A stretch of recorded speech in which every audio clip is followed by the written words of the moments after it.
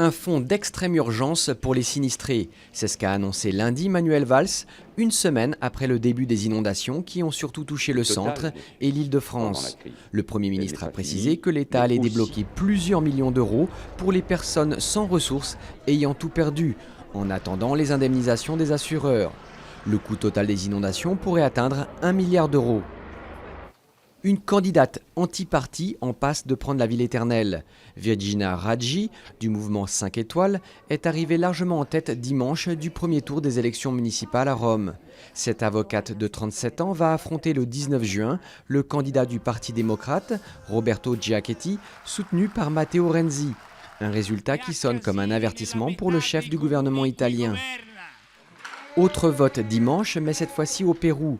Et c'est Pedro Pablo Kuczynski qui arrive en tête du second tour de l'élection présidentielle. L'ancien banquier de Wall Street, âgé de 77 ans, devance légèrement Keiko Fujimori, 41 ans, la fille de l'ancien président Alberto Fujimori, emprisonnée pour corruption et crimes contre l'humanité.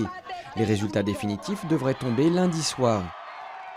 Gigantesque explosion à l'est de Colombo.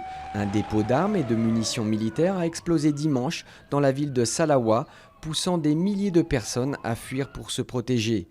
Aucune victime n'est pour l'instant à déplorer malgré la violence des déflagrations qui ont projeté des éclats à plus de 3 km du camp militaire.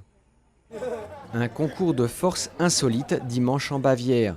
Ces hommes s'affrontent pour le Fingerhaken, un championnat de doigts de fer. Pour gagner, il faut faire franchir la main de son adversaire au-delà d'une certaine limite sur la table. Également pratiqué en Autriche, ce sport permettait à l'origine aux hommes d'impressionner les femmes.